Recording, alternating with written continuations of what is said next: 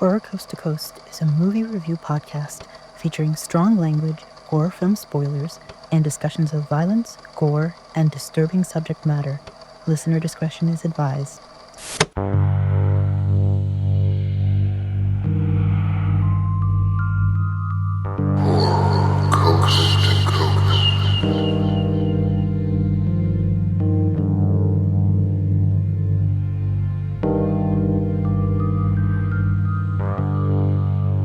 Welcome to Horror Coast to Coast, where we review horror movies from opposite sides of the continental U.S.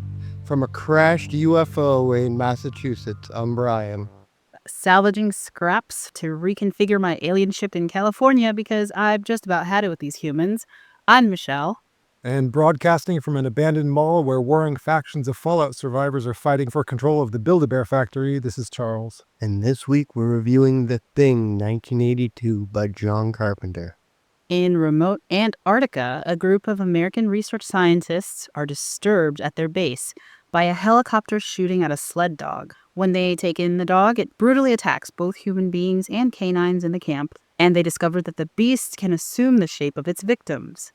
A resourceful pilot and the camp doctor lead the camp crew in a desperate, gory battle against the vicious creature before it picks them off one by one. And let me put the trigger warning in here. Every single dog dies. Yeah. So, for everyone who needs to know that, every single dog dies. And they're beautiful dogs. Oh my God, yeah. They're so cute. Those poor puppies. Yeah. So Charles and Brian have already seen this. And if everyone's listening, we have our guest with us today, Charles. So welcome, Charles. Thank you. And the two of you have seen it, but this is the first time that I saw this. And after watching it, I did a little bit of research, and I was kind of surprised to learn that this was actually considered a commercial failure at the time it was released. Yeah. Is that kind of... I think it's interesting because it didn't seem too out of line with what sort of genre, like 80s horror. It just felt very on par. So, like, why do you think there maybe was a higher standard because of Halloween or because people didn't like these kinds of things at the time? Because I feel like they did. Well, John's opinion is that it was just too much for people. Like, Right. especially the violence and the gore and the slaughter of all the dogs. So Yeah, that's what maybe that John was it. Carpenter attributes it to. I guess I was just thinking overall about how it's not like the first of its kind in terms of the gore and the special effects. And there were plenty of movies around the time that had very similar kinds of motifs. So I don't know, maybe they were all commercial failures too. I don't know. Maybe I'm not thinking about this the right way. Anyway. Yeah, I can't really think of a big hit from this time that would be this like gory and weird and just I don't know, gooey. Something came to mind when I was watching it, and now I forget what it is. I should have written it down. I think gooey is kind of the word. I heard that they were Oh. using like 50-gallon drums of petroleum jelly for all the props, Gross. all the prosthetics. So yeah. All right. So as the summary says, it opens with this beautiful dog running in this idyllic snow tundra and being shot at. And I But texted the both of you, before and I that- was like, why the fuck are they shooting at this beautiful dog? Oh, you're right. That's not actually how it opens. The first thing we get is a UFO crash into Earth even before the title card.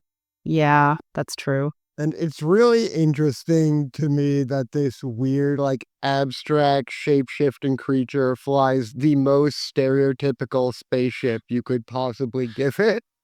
It's a flying saucer. Yeah. Yeah, it's the Yeah. iconic flying saucer, but this is not like... Well, maybe its original form is just the gray alien.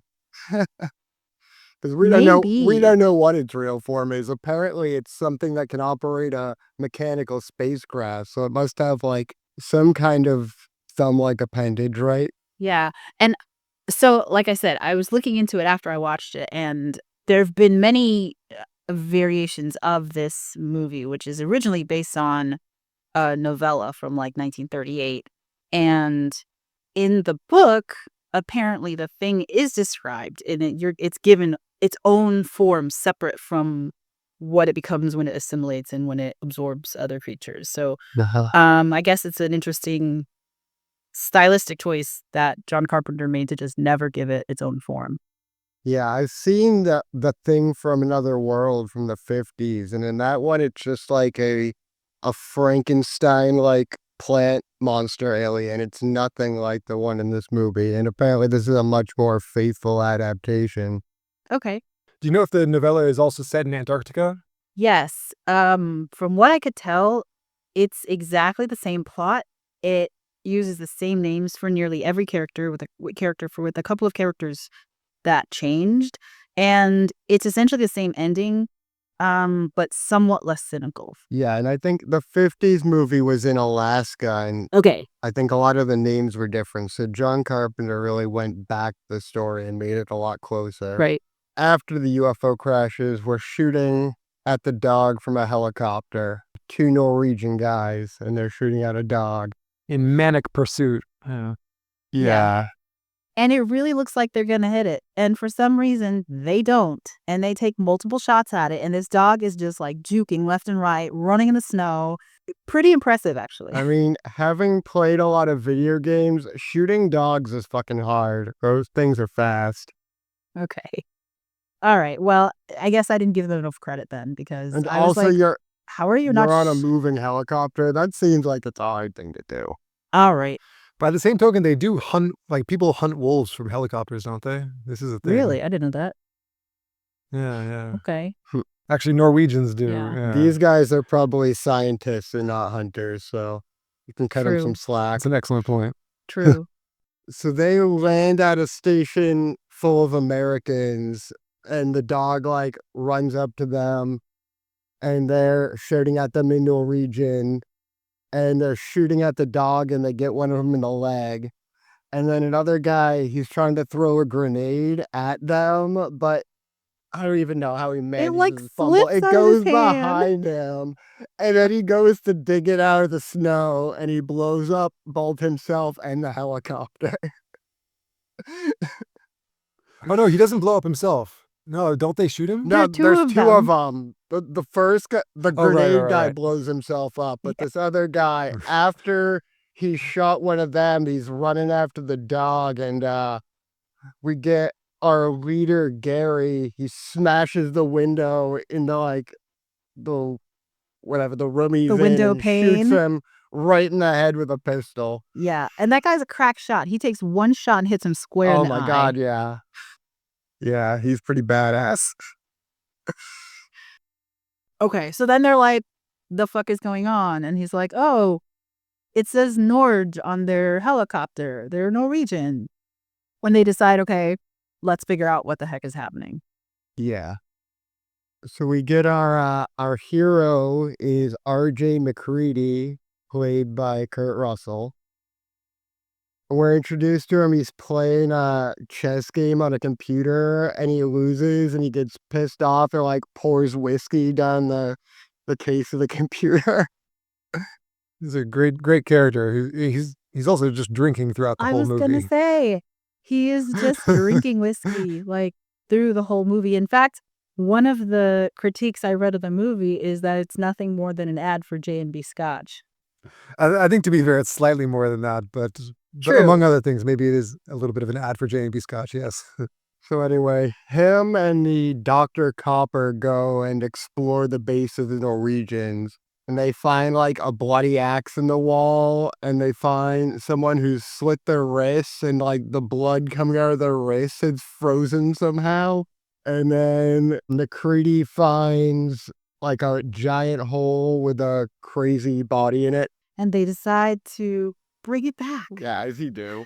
I was like, no, this is bad movie decisions. And now that's The discovery of the century. yeah. No, I get it. Right? Yeah, they're saying they're going to win a Nobel Prize for it. They are scientists after all. It's true, but I don't know. I figured something drove these men to do what they were doing, pursuing a dog. Nobody actually knows. If there's answers to that, and it's at their base, shouldn't it be contained within their base if they're infected, or if I don't know what they could have possibly explained their behavior with, but it just feels like you went to investigate bizarre violent behavior and then you're just taking back specimens. I don't know. It's I bad mean, movie logic. they don't have a lot to go on. They just It's have true. someone was shooting at a dog and they don't know why, and then something violent happened at this base. So, I mean, I would assume that this is like, I don't know, some kind of experiment or something. Yeah. I don't Okay. know if there's any reason to believe it's like infected or contagious. Okay. All right. And also before they visit the base, of course they try to raise someone on the radio, but because of the blizzard, because of the storm, they're cut Right. off from the outside Yeah. world. So, this is really the only bit of evidence they have. They have this mysterious block of ice that doesn't. It's quite ambiguous what that could be. Yeah. But besides that, the base is burned out. It's destroyed. So this grotesque creature is the only thing that they But have. they see evidence that the previous research team had tried to set it on fire, right? Yeah, I think there's like other burned bodies outside too. Right. Okay. Then they find the block of ice and they're like, I don't know what this was about. Maybe something came out of it. Yeah. Okay. So they bring it home and they start doing like an autopsy on it as this new dog stares on ominously. And Wilfred Brimley cuts it open. Yeah. I got a kick out of the cast of this movie, by the way. I was like, Oh, yeah. Wilfred Brimley is basically spearheading all the action in the first half of the film. And then Keith David, who is the spitting image in his youth of Mekhi Phifer, I could not stop doing a double take on that. It was kind of great. But yeah, I was like, okay, tell us what's going on, Wilfred Brimley. Yeah. Wilford Brimley's absolutely killing it in this movie. Yeah. So he's saying that, like, basically these are all normal organs.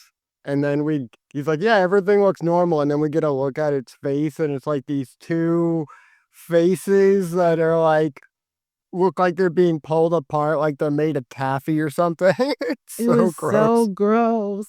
Oh, and the eye socket was deformed. It was so nasty. It reminded me of like Hellraiser, of when they're in the hell dimension and they show like bodies that have been tormented and just like contorted. Oh, it was so nasty. Yeah, it's like the same era too, isn't it? I mean, clearly they were into making these really complicated Body horror. prosthetics Yeah. for yeah. But yeah, it was gross. So then there's an incident at the kennel, and they're like, get the flamethrower.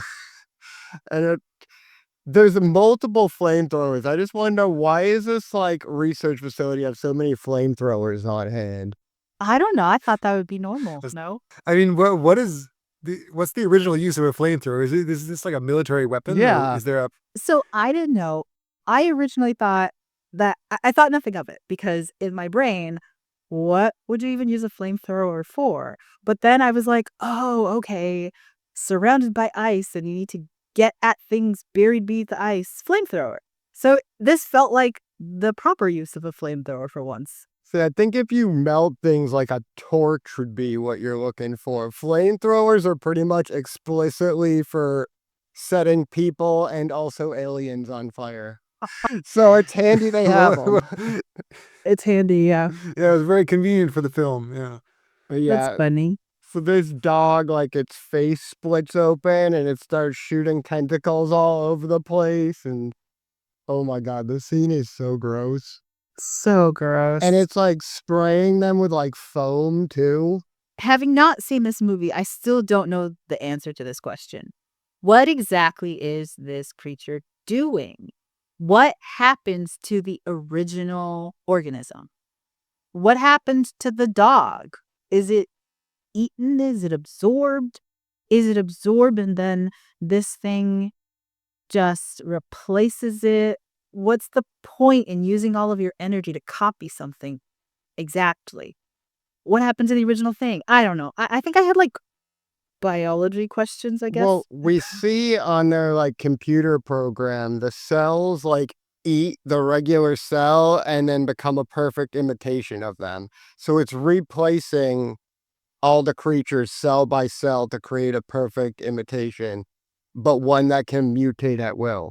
Okay. Yeah. I mean, at bottom, it is really just like a zombie virus type like model, only it's unrecognizable by any outward symptoms. It's only when provoked or trying to defend itself that it reveals itself as the thing, or when it's trying to attack and assimilate other creatures. But it is like, in a sense, this like virulent contagion, Yeah. only obviously that spreads through the thing's attacks. And it's also similar to like the mimic octopus and like crazy advanced camouflage like that. Like it can become a perfect predator because it can blend into anything. Yeah. Okay. But living. Yeah. Okay. I Yeah, guess think that just makes living. sense. I just thought it was kind of I was confused when it attacks that guy Bennings, and in a matter of minutes, that person is gone and replaced by the thing. So that's why I was like, well, what happened to the original guy? There's no body left behind. There's no like a gloppy mess of what he used to be and is now he's been reborn as something that looks like him but isn't him. I think that's what I was expecting. And then there was never any reveal that that was what was happening. And I guess, yeah, the computer simulation did sort of explain that a little bit, but I was still kind of wondering. I don't know. I guess the process was just, maybe I just have to watch it again. It's true that it's a little vague in places, like how they keep finding all these like torn articles of clothing, Yeah. and somehow that's related to. But I feel like it doesn't hold up the movie too much. Definitely, it's a little unexplained, but Yeah, I didn't find I it agree. too challenging to just go with No, it. I agree. It was just a question that was kind of looming in the back of my mind. Yeah.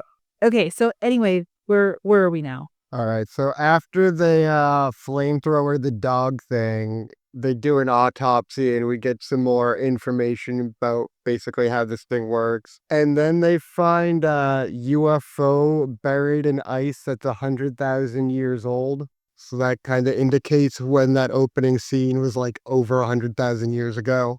Mm. And then after that, Windows finds Benning all like wrapped up in that thing. And then he like chases that out into the snow and they all surround him and he does that like horrifying scream. Yeah, and his hands haven't quite Yeah, his hands, reformed. they look like the roots of trees or something. It's crazy. Yeah, the body horror in this was pretty up there. Yeah, it's top notch. Yeah. It does not get better than this. That the guy who designed all these is a genius. Yeah, so this guy, his name is Rob Bottin, and he was like 21. And Really? he had all these ideas, and then John Carpenter's like, well, do you know how to do that? And he's like, nope. But he managed it. Oh gosh. And he also worked on one of my other favorite movies of all time. One of his second movie ever was the first Star Wars movie, where he worked on those aliens, the cantina. Oh. And I'll never wow. forgive. That's iconic. I'll never forgive George Lucas for replacing that werewolf with like a CG Rasta alien smoking a hookah. Oh, I was gonna say the aliens in the canteen were gross too. And they're awesome. That's like my favorite part of one of my favorite movies is you get this showcase of all these weird, gross aliens. They're gross and they're slimy. And I love that there was just a werewolf there. And I hate that George Lucas changed that in all the special editions. That's good. That's really impressive. I didn't know he worked on Star Wars as well. I mean, that scene is iconic. I mean, everyone knows the song from that scene. Yeah. And there's another really famous guy who did like puppets and things like that too that worked on that movie called Phil Tippett. And he's done an amazing movie like all his own called Mad God. This is a total digression. I've but heard of just that. for this same kind of like, for the same kind of grotesque like horror prosthetics and stuff. It's It's revolting, but it's an incredible movie. Revolting is Yeah, the Yeah, it's word. worth a watch. The word I would Yeah. use for sure. Sign me up. All right, so after they burn the Bennings thing, then Gary gets real emotional about it, and Mac explains that that wasn't Bennings. He's like, but he was my friend for like 20 years. Like, yeah, but that wasn't him. Poor Gary. I feel like he got the Yeah. short end of the stick in this whole movie through and through. Yeah, he really did. Yeah, poor Gary. Yeah, McCready was just such an alpha that Gary got pushed to the side. Yeah. Yeah. Or he was a belligerent drunk. We'll never know. Yeah. I mean, Maybe yeah, a there's a combination. thin line. So around this time, Wilford Brimley starts like freaking out and smashing computers, and then they go to stop him, and he starts shooting at him. And Keith David Childs is like, "Yeah, he won't shoot me," and he like almost shoots him. Yeah. And the one difference that I was reading between this chain of events and the original novel is that the biologist, Wilford Brimley Blair, Blair, right? yeah, He comes to the decision on his own that we need to isolate ourselves, and that's why he starts destroying their communication, their way of leaving, and he starts destroying everything that connects them to the outside world. In the book, from what I can tell, they all come to that decision together. And so it's not this like moment of betrayal of like, oh my gosh, he stranded us here. It's more, we've kind of recognized that there's something that needs to be contained. So I thought that that was an interesting departure because it sort of makes this movie feel a lot more, I don't know, hopeless than the book feels like it may have been. And I haven't read it. I just saw like a summary, and I think that was one of the critiques of the movie at the time was that it didn't offer any hope, and it just kind of created this like cynical undercurrent of like what our future is going to be. yeah, It's true that like that ability to make a collective decision would sort of go against that theme of like mutual suspicion and the breakdown of Right. trust. So that like, yeah, this solitary decision becomes necessary. Yeah. But then they're like, he crazy. We all lock him up. yeah. So they Yeah. like inject him with something and then lock him up. And he's like, he says to McCready, I don't know who to trust. And McCready's like, trust in the Lord. The Lord J.B. Scotch. With that line further cementing his Hollywood badass hero legacy, in case it was ever in question. Was this before Escape from New York? Yeah, Escape from New York is 81, I'm seeing. Oh, wow. Wow, this whole thing was put together in a year?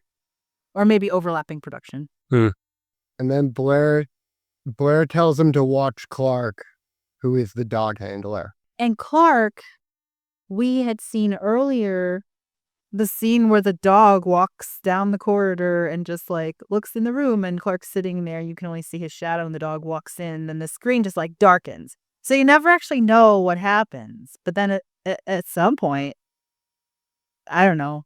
I suspected him the whole time, but I don't know if it ever was revealed that he was taken over. I mean, it's kind of just common sense that the guy who spent all his time with the dog would be assimilated, but Yeah. Then again, though, it's kind of paradoxical because it is revealed that he wasn't infected. That's You know, not to jump too far ahead. yeah, and I never understood that. That is a weird plot point. I never realized that Yeah. either. But, Yeah, I always kind of wondered why. and he was acting sus AF. Oh, yeah, absolutely. Yeah, he is the reddest of herrings. Yeah. Okay, so after that, they go and see that the blood banks have all been sabotaged. They've all been drained. And they all start arguing, and they say that only Gary and The doctor. oh yeah, It's Dr. Copper, isn't it? Copper is his Yeah. name. Yeah, only Gary and Copper allegedly had access to the key. So they're arguing that Gary shouldn't be in charge because they can't trust him. And they're like, how about Norris? I can't see anyone objecting to Norris. And Norris is just like, wait, what? Nope, not me. It's like, where the hell did that come from? That ain't mine. No. And this is yet another mystery that the movie sets up and never answers, by the way. I don't Yeah. remember ever getting an answer to who destroyed the blood. Like, we don't get an No. answer to what was going on with Clark. We don't get an answer to who destroyed the blood. Later on, we don't know what happens to Knowles, but that's later in the discussion. There's a few mysteries that are set up and never answered. Yeah. I'm gonna actually kind of jump in and defend that, like those plot holes. I mean, they can be irritating, but also maybe there's an argument to be made that that they contribute to this atmosphere of like suspicion and like not knowing what the truth is, like, you know, appearances and reality. Like this like proliferation of red herrings puts you in that like paranoiac world. So maybe that's the counter argument. I don't know. I don't think they're plot holes. It's just like you could probably figure out the answer, but you'd have to Yeah. use paper and write it all down. Like you can figure out who turned who if you like write it all down and solve it like a logic puzzle, but it's not necessary. And I think Yeah. it's kind of an intentional thing to have like different levels on which like it's like a need to know basis. We give you the very important stuff, and the less important stuff you can kind of solve if you feel dedicated. That's fair. I fully agree. Yeah, I like that. Yeah, and it's sort of like we leave each of these things behind sort of unresolved because the stakes keep being Yeah. upped. You know, someone else is being killed by that point, so we don't have time to iron everything out, even though, as you say, Ryan, like we Yeah. could. And of course, Theoretically. the point of these plot points is to further sow the mistrust. So not knowing actually lends itself more to the way they're being used. Okay.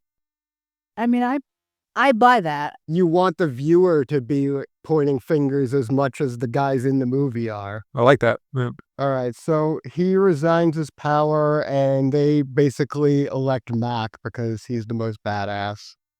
Do they elect him? I think Yeah, he elects this was- himself. Yeah, but they're all like, yeah, we're good with that. And then he gives a speech. At one point, he's like, I know I'm human, and some of you must be human too, or you'd all just attack me. And I like that part. Yeah. And then Fuchs goes missing, and a few of them, McCready and some others, go out to look for him, and they check on Blair, and Blair's like, I'm all better now. I want to come in. And there's like a noose hanging in the foreground. Yes, I noticed that too. So funny. I love Wilford Brimley's line deliveries in this movie. He's so funny and just like unhinged. So they eventually find what's left of Fuchs, and he was burned. And this is another mystery that just goes completely unsolved. It's like Unsolved. they posit some theories like maybe he burned himself so they wouldn't assimilate him. But yeah, we have no idea. And right before it happens, doesn't he find McCready's like shirt torn in the snow? Yeah. And there's no explanation for that either. I don't remember that being a part of a scene that maybe I overlooked. And there's two instances where I think they find clothes that were from McCready. So this was like, I Yeah. believe, some kind of deliberate sabotage. But who did it? So when he's trying to come back because they found these clothes, they lock him out. And how does he get back in? He's badass and he busts his waist Oh yeah. Okay. with a bundle of dynamite. Yeah. Well, because he knew they had the flamethrowers ready Yeah. for him. Yeah. So they have like a kerfluffle, and then Norris starts having a heart attack. So they bring him in, start doing the defibrillator, and as Copper's giving him the paddles, his chest opens up with teeth and bites Copper's arms off. Oh, so awful. I mean, this is a remarkable this scene. is amazing. What an indelible impression of everything that happens in the aftermath of that, with his head detaching Yeah. and turning into a spider that scuttles across the lab When floor. it I mean, slowly it's falls down the amazing. table and there's all these like tendrils that are just stretching out as it elongates and drops to the floor. It was horrible. Yeah. And things are like breaking off and popping, Ugh, and gross. none of them notice this is going on. And then Yes. and it's walking off, and then one of them's like, "What the fuck?" Yeah.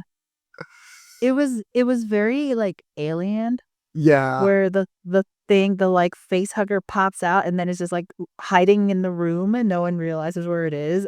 It was crazy, but also gross. Those spider legs. And you know what's funny is I thought about it. That head falls to the ground and then rolls underneath a desk, and then it comes out with these spider legs, and I'm like, so was there a spider under the desk? Is that what that was about? Yeah, so McCready torches that thing, and that gives him an idea, because he saw that that head broke off to protect itself when he torched the body.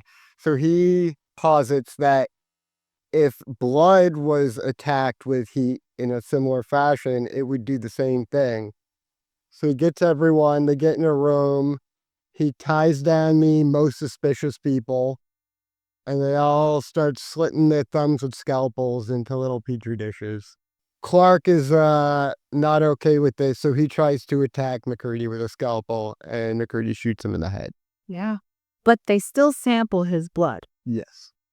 So, did you know this scene, Michelle, despite not having seen the movie? No? No, not at all. Because it's pretty iconic, and I think a couple movies we have watched and reviewed recently have kind of done their own version of the scene. What, the scene where you test to see who's infected and who's not? Yeah. Yeah, I mean, we just watched Sinners where they all take the garlic and And then there's the a whole bunch of faculty where they all snort where they all oh, what was the name of the They all- drug? it was called scat, which is Scat. disgusting, but it's basically just like Yeah. powdered caffeine. Yeah, there's a whole bunch of things that I could probably think of that harken back to this. I mean, this is clearly like a seminal thing, but you know what? This scene is lifted from the novel, Yeah. including the exact mechanism to test the blood, heating up the wire filament and then like introducing it to the specimen. That's taken from the book, which I think is really interesting because was written in 1938, so it's just an interesting technique. And then by 1982, they haven't thought of anything more advanced, and so they're just like, here's what we have to work with, and we're just going to do it that way too. It hasn't become outdated, I guess, at that point. Yeah. Also, all of the doctors and biologists are dead by that point. Oh, that's right. So it's we're left with McCready's crude Yeah, and experiments. he's a But it's which the works. only thing So that I guess- worked anyway. Why didn't they think of this shit? I mean, the doctor wanted to go make serums, which is what doctors do. So everyone is doing what they know based on their specialty. But yeah, it's a great scene. Yeah, this is the best of this scene. I've never seen this type of scene done better than this. The sinners and faculty one's definitely pale in comparison. I mean, they don't tie up everyone and have one person just like holding them at gunpoint. I mean, they did. Yeah, and They did do it at gunpoint in the faculty. I mean, there's an X-Files episode where they have this similar plot point where they're stranded in Antarctica and they find the specimen in the ice and they're checking to see if they're infected. And I think Yeah. it's like it's a thing on their body, and so they all have to agree to let someone inspect them to make sure they don't have a mark on their body and stuff. But I think Yeah. that might have been done at gunpoint. I'm not sure. Yeah, that episode is basically just the thing episode of X-Files. Yeah. Yeah, definitely. I thought about it a lot as I was watching the movie. The dead people passed. So Child says, "Oh, so Clark wasn't a thing. I guess that makes you a murderer." Like, well, he kind of charged at him with a scalpel. I don't think that would quite be murder. Yeah. Child's being a dick. Yeah, there's this rivalry between Childs and McCready the whole time. It's kind of a Oh, yeah. subplot. Yeah. Of Right. yeah. Yeah. I feel like Keith David is always like someone's rival in these 80s movies. Yeah, he's always very outspoken. He's really tall, so he has a Yeah. commanding presence, but then he's also outspoken and he's always like a really intelligent character that knows exactly what to do in every situation. Yeah. And then the alpha is like, no, listen to me instead. He plays a really similar role. I don't know if you guys know the other John Carpenter movie, They Live. I just watched it actually. It's a good one. It has a lot of similarities between, even though the plot is Yeah. different. And I think his role, if I remember correctly, it's like pretty similar. Yeah, yeah, it's very Yeah. similar. Yeah, I like that one a lot.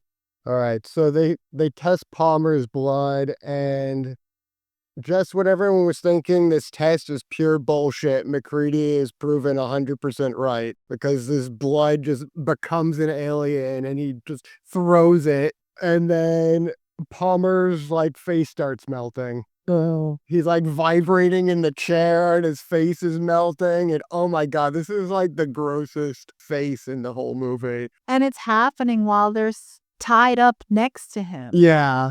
And I'm like, untie them. What are you doing? You've already tested them. You know they're fine. You're just leaving them next to him. Yeah, it's pretty agonizing to watch. Yeah.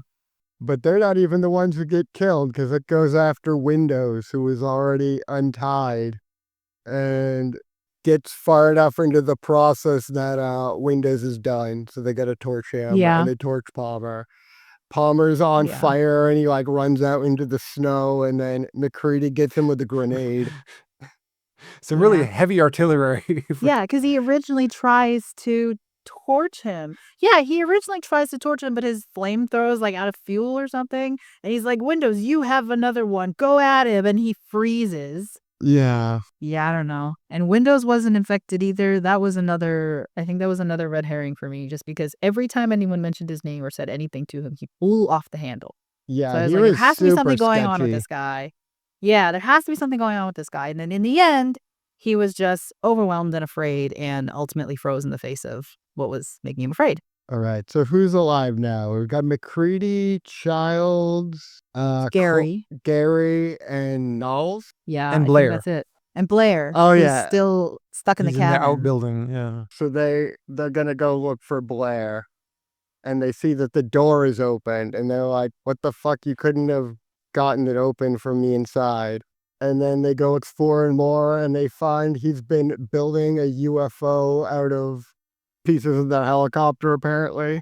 Yeah, the floorboards are loose and they pry it open. They find this tunnel and they travel down the tunnel. At which point I was like, no, don't do that. But they Yeah. travel down the tunnel and they investigate and they find his spacecraft that he's been restoring or recreating. I don't remember why they split up, but they split up, and Clark gets jumped by Wilford Brimley. Oh, Gary. Yeah. His fingers start intertwining with his face. Yeah, he like pushes his hands into his face and you could see all the special effects there, the fingers and it was just goopy and gross, revolting. Yeah, and then you mentioned it earlier, but Knowles just kind of like sees something and wanders off and out of the movie. Yeah, gone. No one knows what happens. My theory is that he's part of this thing at the end that's like 12 You feet tall think? or whatever. Probably. Oh, I I mean, it's a see. giant mutation with like it's got a dog coming out of it, and I don't know. It's not trying to be subtle anymore. Yeah. Yeah, it's like moving underground, right? And setting up this ripple like an earthquake. Is that Wilford Brimley under there somewhere? Is that It the looks like his head was one side. Yeah, I thought so. And yeah, then his chest opens up and a dog comes out, and McCready's like, "Well, fuck you too." And he blows up the whole thing. Yeah, because at first, the four of them decide, well, if this thing is on the loose now, we don't know where it is, but we need to stay isolated and we're probably going to die because it destroys their generator. So they're going to Oh freeze to yeah. death. Then they decide we just need to just trash this place. So they start blowing up different sectors, like one by Right, one. they don't want to let hibernate again and just wait for another 100,000 years. Yeah. Yeah. Yeah. So by the time it comes to confront him, they had already been destroying different places it could have gone. So it's probably pissed off. And he's like, well, guess what? Fuck you too. Yeah. So he blows the whole base sky high. It's like a giant mushroom cloud. Yeah.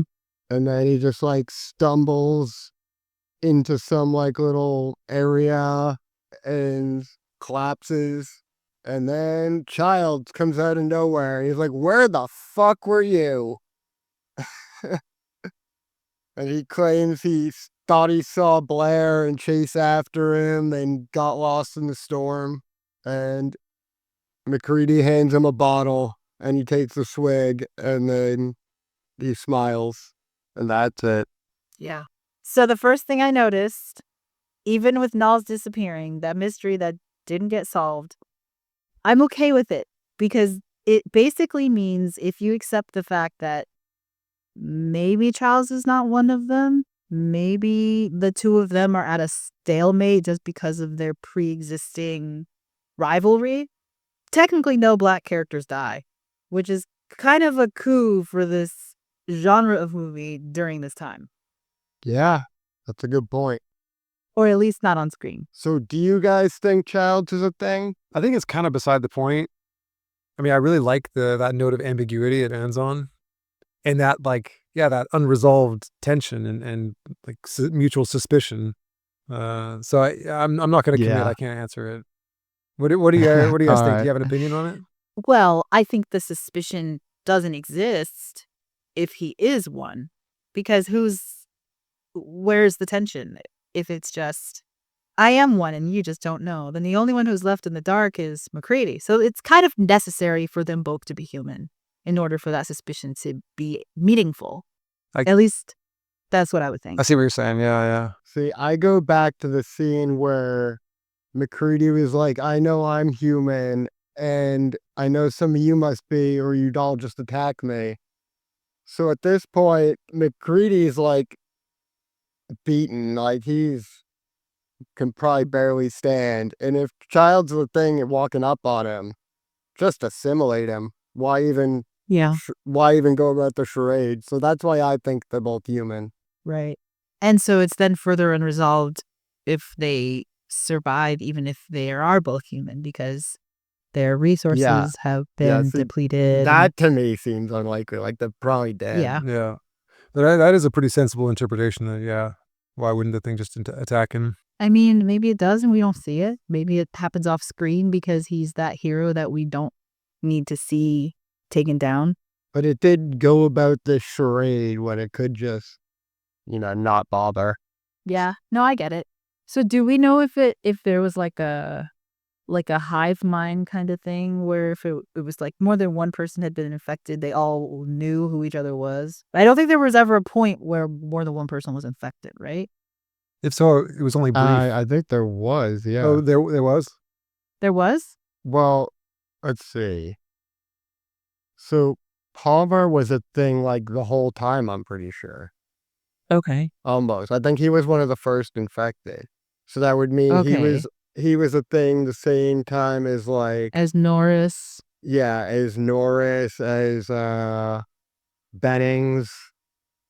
So yeah, I think there's several times when like they overlap, but you'd have to do a lot of like logic puzzles to solve it all. Okay, so it doesn't seem like they all were aware of who each other were, because otherwise they could have banded together much easier. Or they could have worked together somehow behind the scenes. They were individual organisms, sort of as part of the same thing, but not quite working in tandem. Yeah, it's true. You don't see any like coordination sure. between them. It's not like the Borg in Star Trek or something. Yeah, interesting. Well, I liked it, but maybe not as much as you two. Like I said, it reminded me a lot of the movies of this era. The same kind of special effects, the same kind of. I mean, I do think the themes and what's presented, the story that's presented, is more sophisticated than, like a Humanoids of the Deep or one of those stupid 80s movies we've seen. So I agree that it's a quality movie. I will also say that it's probably this would be my favorite John Carpenter movie at this point, because Halloween is like meh to me, and like the original, and then I didn't like The Fog. We both hate The Ward. I haven't seen They Live, so maybe. And have you seen Escape from New York and Um, LA?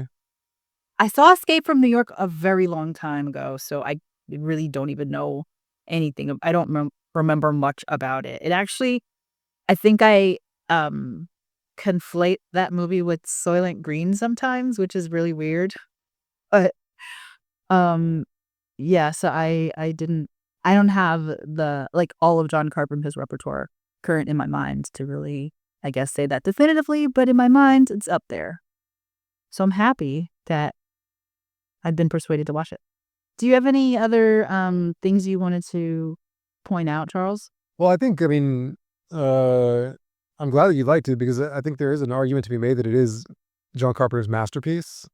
And I mean, since I'm so enthusiastic about this movie, I think some of the things I dig so much about it are, um, I just think in addition to being like super atmospheric, in like this idea of this hermetic world of being stuck and isolated in Antarctica, which I think sets a really nice scene. It's like movies that have a murder committed on a train or something. You're in this closed universe, and it sets the stage really well. But I don't know that like it's an easy thing to do either for a filmmaker.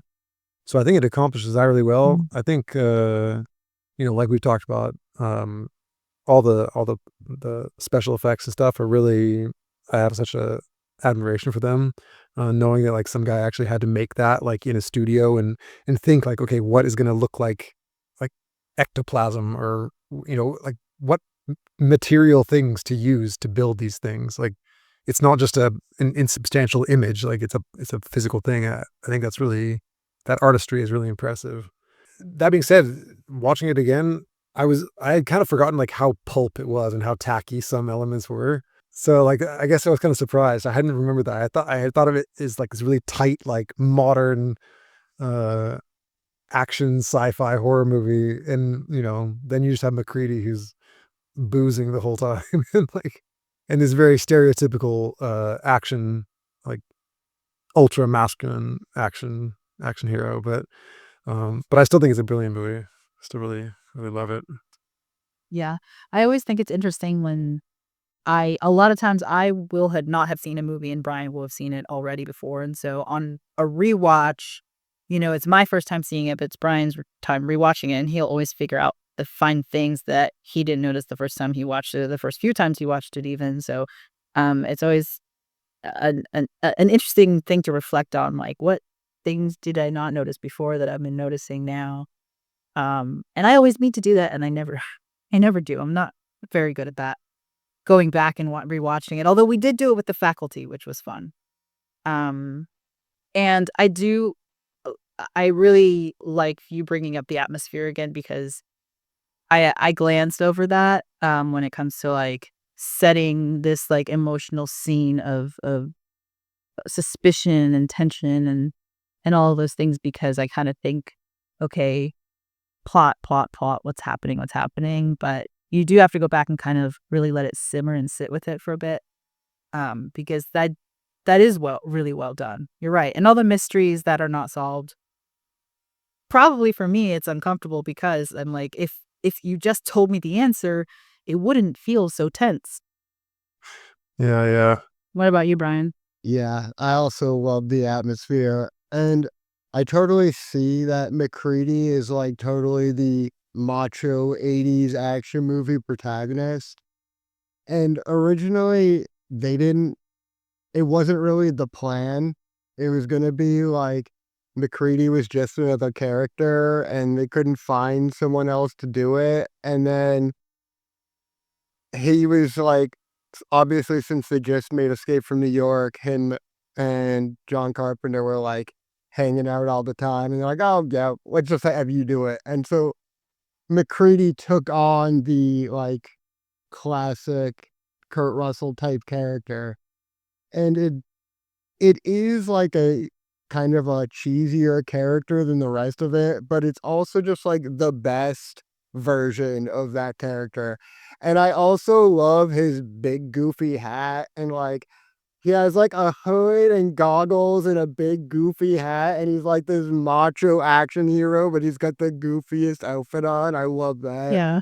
Yeah, like there's something I think you Yeah. can kind of forgive a lot of it because it like from a certain side it's this homage to all these like sci-fi pulp magazines and stuff, right? That have such recognizable elements like a Mm. goofy hat or whatever. I think it's Yeah. also mitigated somewhat by the fact that the movie, like, okay, although Kurt Russell is the star, it is sort of like an ensemble cast. Like you could almost say that there isn't a Yeah. protagonist. And so it maybe even kind of is important to have like one character separate themselves a little bit from the pack, like just for the purposes of the viewer maybe identifying with someone or not. I don't know. Yeah. Yeah, and I really like the cast. Like these characters, they're pretty simple, but they all just feel genuine. And I like that about the fog too. Like they all just like felt like people. They didn't feel like over the top characters. Yeah. And That I especially love Childs and McCready and like their rivalry. Yeah. that is one thing I absolutely agree with and really do admire. Everything I've seen from John Carpenter is his characters are Mhm. always not, I don't know if I would say relatable, but I guess relatable is really the word I want to use because they feel like real people. Like when we watched The Fog, we compared it to the newer version, and I was like, the original feels like these are real people that live in this town. They survive on their fishing economy. Like you can see the the community aspect of the movie. You can see like although at first I was like, why is this person in the radio tower giving the weather? It makes sense in the end, and it all ties together. And I think that that's true here. You can kind of see, especially when we were talking about, he uses the wire, the strip of wire, and heats it up because at this point the science people are dead, and so he's doing the best that he knows he can do with what he knows at the time, and so is everyone else, and even Gary, who's supposed to be the person in charge. I wasn't even really sure what his skill set was, but you could tell he, you know, he's just a person who was out of his element.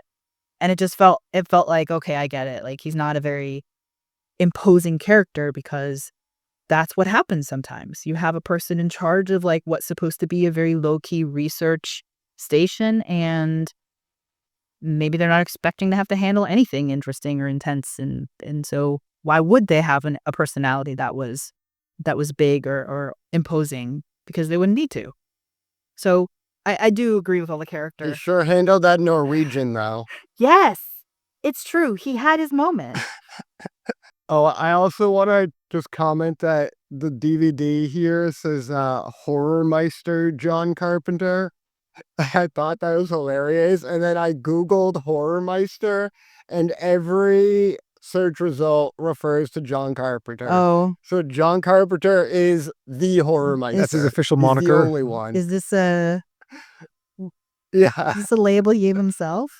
I don't know. I mean, it's on the official collector's edition I mean, DVD I have here.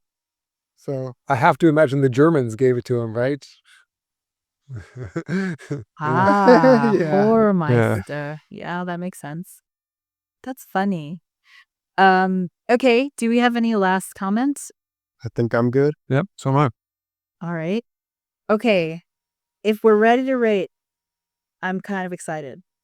Let's have you guys go first. Charles, what rating are you going to give? We usually do out of 5 stars. So, Okay. Yeah. I was going to ask. In that case, I'm and going to give half it stars are a. allowed. Okay. Cool. I'm going to give it a 4 out of 5. I think, yeah, for the reasons I've already described. I think it's a solid movie, but it was a bit more kitschy than I remembered. Years ago, my young self might have given it a 5, but I'm gonna dock it a few points just for a few stereotypes that don't work. But other than that, I still think it's a wonderful movie. Okay. I'm giving it a 5. Okay. So, after watching it independently on my own, I immediately came away giving it a 3.5. But frequently what happens is I have these conversations with Brian and my eyes are open. So I think I'm going to bump it up to a 4 after talking about all of the things we've been talking about. And I feel proud of myself for being that open to changing my Oh opinion. well, in that case, I'm bumping mine up to a 4.5 because I know I like it more than you. You do, so that's probably Yeah, fair. yeah. Um, If I was gonna dock any points, it would be for the mass dog slaughter. Yeah. yeah. Yeah, I'm ignoring that part. I'm forgiving it, and the dogs were, they were just organisms in the context of sci-fi horror. I'm letting it go. Um, But yeah, thank you so much for being here with us, Charles. This was a ton of fun. Yeah, thanks for joining us. Thank you for having me. It was a blast. Yeah, great time. Awesome. Okay, yeah, and you o- obviously welcome to come back and talk about another movie with us anytime you want. So this actually marks the official start of our holiday season. So next week we're going to be bringing some more themed episodes to the show. So what are we going to be doing next week, Brian? All right, we'll be tackling 3 Christmas specials from our favorite horror-adjacent TV shows. Got The X-Files, How the Ghost Stole Christmas, Buffy the Vampire Slayer with Amends, and A Very Supernatural Christmas. Ugh, so exciting. And it's really exciting because we name drop these shows probably once an episode every episode. It's kind of Yeah. ridiculous. So I'm happy that we're actually going to be talking about the shows themselves. And I have all kinds of thoughts about like themed episodes and generals for shows. But yeah, thanks for our listeners, and until next time. Until next time. Horror Coast to Coast is a movie review podcast featuring strong language, horror film spoilers, and discussions of violence, gore, and disturbing subject matter. Listener discretion is advised. This podcast is licensed under a Creative Commons Attribution Non-Commercial Share-alike 4.0 International License. For additional information and other media content, visit theferalthread.com. Thanks for listening. Until next week.